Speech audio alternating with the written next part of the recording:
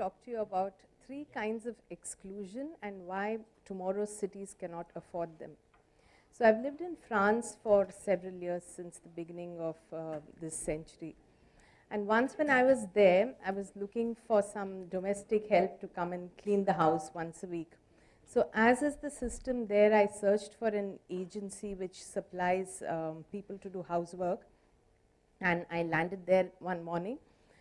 There were 2 white French women inside. So when I entered, one of them approached me and said brightly in French, and I'm translating. She said, "So how can I help you? Would you like to know the process for registration?" And I was a bit puzzled, registration? And she said, "Yes, you have to register yourself if you want to be a domestic helper." So it took me a moment to recover, and then I clarified that I'm seeking a domestic helper, I'm not one myself. So I remember the look of fleeting surprise on her face.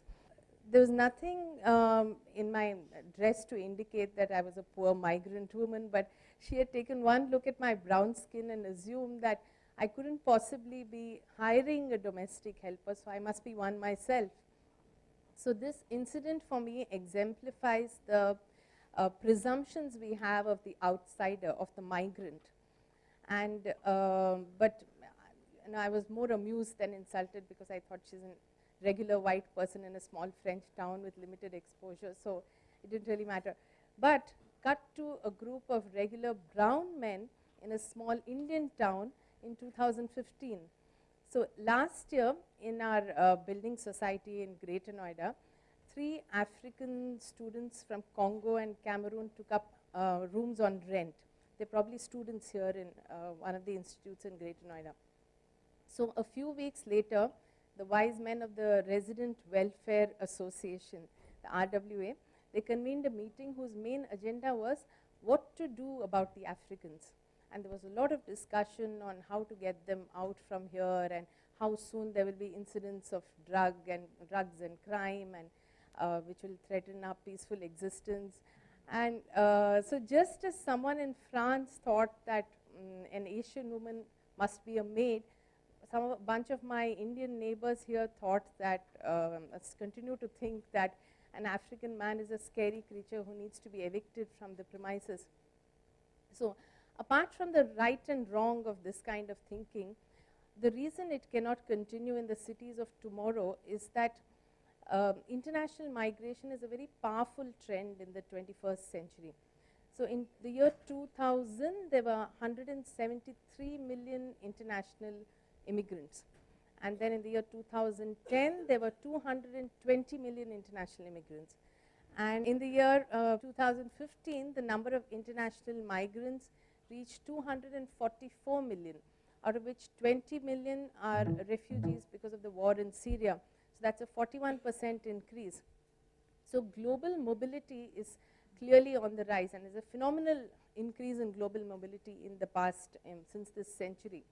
So for various reasons, the complexion of our cities has undergone a huge change since even 2000, a little in the late 90s.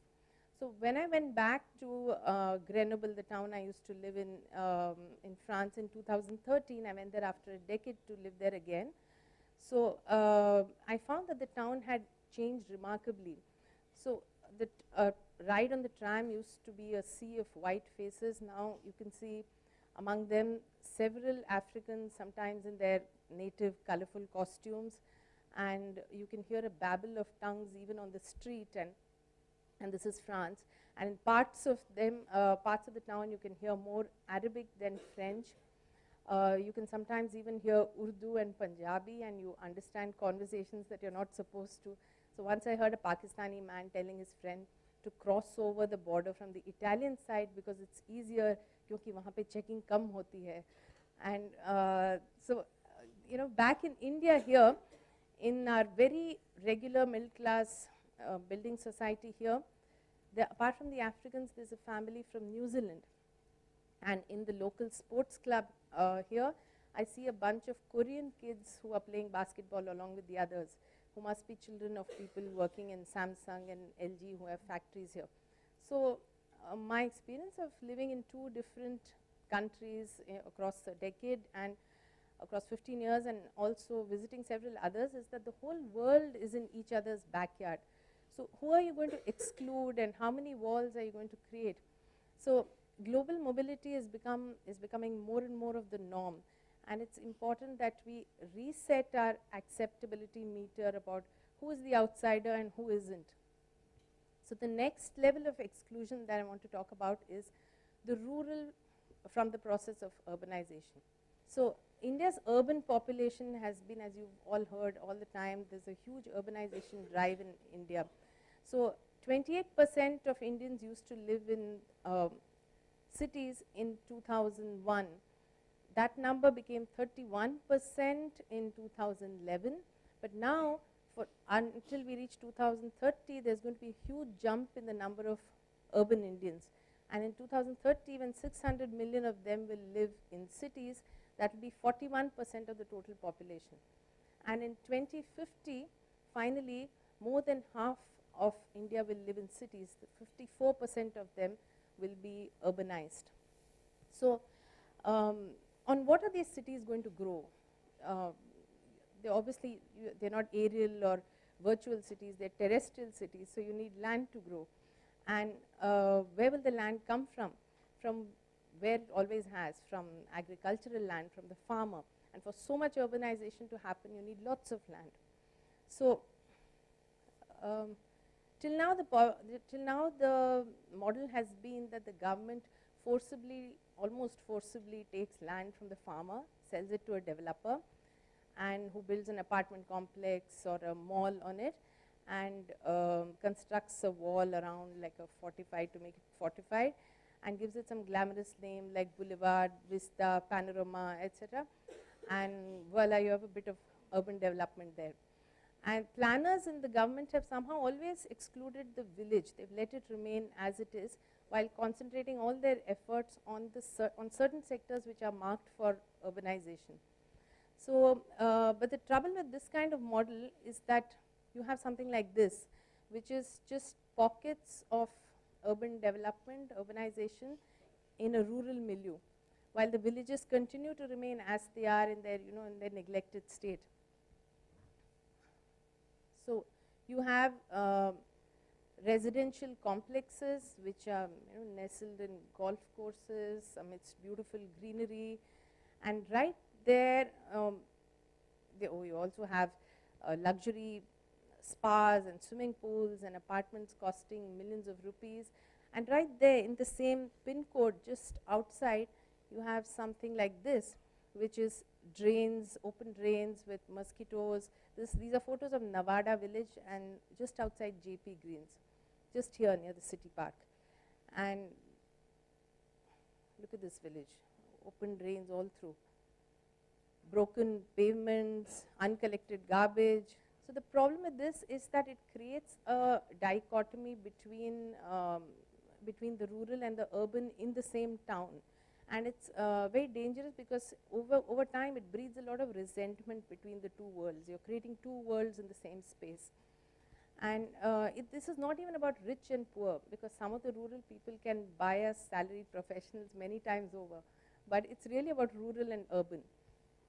And when I was writing my book, Urban Villager, which is my first book, I visited a lot of villages in Greater Noida. So one of the villages I visited was Atta. It is adjacent to the Formula 1 racetrack. So in order to create the racetrack, the developer has built a wall around the village. And all the land for the racetrack came from the surrounding villages. And also in order to exclude the village from the urban space. So something like this. So the striped part is the racetrack, that enclosure that you see, and this wall is the wall around the village. So because he built the wall, the road to Dankor, which is the nearest town, has been blocked for the villagers. And they used to go by cycle. It was very accessible. So because of this wall, they now take a long road, which has now made it from 3 kilometers, it has become 10 kilometers. So one angry villager told me, लगता है उन्हें हमें देख के शर्म आती है. I think they are ashamed of us. They don't want to show us in front of their foreign guests, and maybe because we don't look too nice. Why else would somebody build an entire wall around our village. And in all the surrounding villages adjacent to the racetrack, I visited many of them, I found that the Formula One event had no connection with the villages. And there was a big enclosure like this, so people used to go in and out of the enclosure. They stayed in hotels inside, they ate in the restaurants inside, and there was no connection with the surrounding villages. With a little imagination, there could have been some integration of the local people. There could have been some opportunity for rural tourism, some jobs could have been created for local people, but clearly this kind of inclusion was not in the mind of the developer at all. And so given that inevitably we do have to keep taking rural land to build cities, there has to be a way out of physically and socially excluding the villages and the villagers from India's process of urbanization. So here's my view, here's my model where I've taken Gandhiji's powerful symbol of 3 monkeys and adapted it to urban planning. So it encapsulates the 3 things which cause rural exclusion and therefore should not be done. So the first of them is grabbing land, right? Right now, the government does something like this. It bullies the farmer. It arm twists farmers. It flexes sarkari muscle, and they don't get paid as much as the market value of the land, and then the promises of compensation are broken, etc. The second is isolating villages from the economic opportunities and the industries which are set up in the urban area, like the Formula One example where I gave you, where things happen completely disconnected from the rural surroundings. The third is the neglect of villages, neglecting the upkeep of the village. So, they are ignored because they are not good enough to showcase in a real estate brochure, although they are just adjacent to these residential complexes. So how about making them good enough to showcase?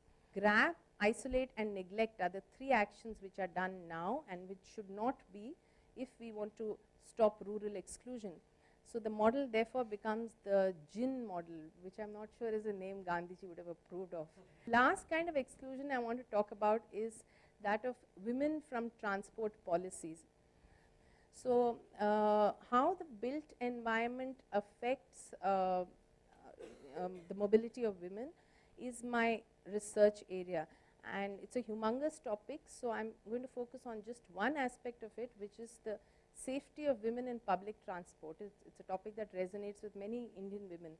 So the Nirbhaya incident of December 2012, where a girl was brutally raped in a moving DTC bus, it's the most horrible example of misalignment between a public transport system and women passengers. And while there's been a lot of fiery debate in the wake of that incident about women's right to loiter, to wear what they want, how Indian men are badly behaved, how we need stricter laws for rape, etc. However, it's fundamentally an urban planning problem. It's the failure of a public transport system to ensure a safe ride to its passengers, whether they are male or female. And of course, everyone needs to be safe, but since women are more prone to being victims of sexual violence, there's a particular vulnerability. And here's the rub. A lot of research, a huge body of research shows that when women feel that using a public transport system is going to be unsafe, they change their transport behavior and often compromise on educational and economic opportunities. So for example, I'll give you an example. We have a driver, Tejpal, who lives in one of the villages here in Greater Noida. So he has a daughter who is now 19 or 20 years old. Until a few years ago, he used to proudly report her progress in school. So then she completed her high school and she got a very good result, which would have easily fetched her a college seat. But she didn't go to college. And then within 6 months, she was married off to a shopkeeper in the nearby village. So why didn't she go to college? When I asked Tejpal, as he explained, the nearest college is in Dadri, which was about 10 to 15 kilometers away from his house.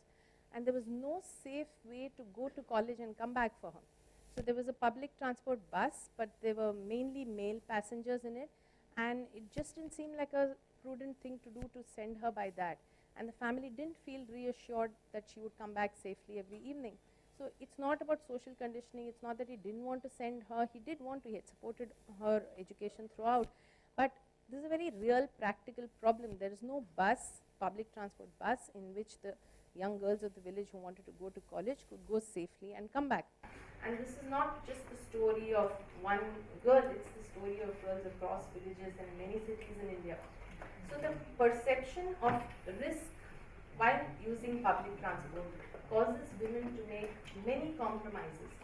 To not go to college, to not go to a job because the road from the bus stop to the home is too dark, or there's a wine shop in the subway and there are threatening looking men there in the evening, or to take up a job which is closer to home because it pays, even if it pays lesser, because at least you'll come back home safe every evening.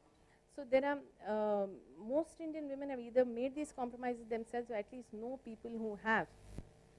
So what if urban planners, thought differently and first of all knew how women feel about public transport and use that information in their policy making. So imagine if that bus that Tejpal's daughter never took, if it had an emergency helpline which the girls could use if there was trouble.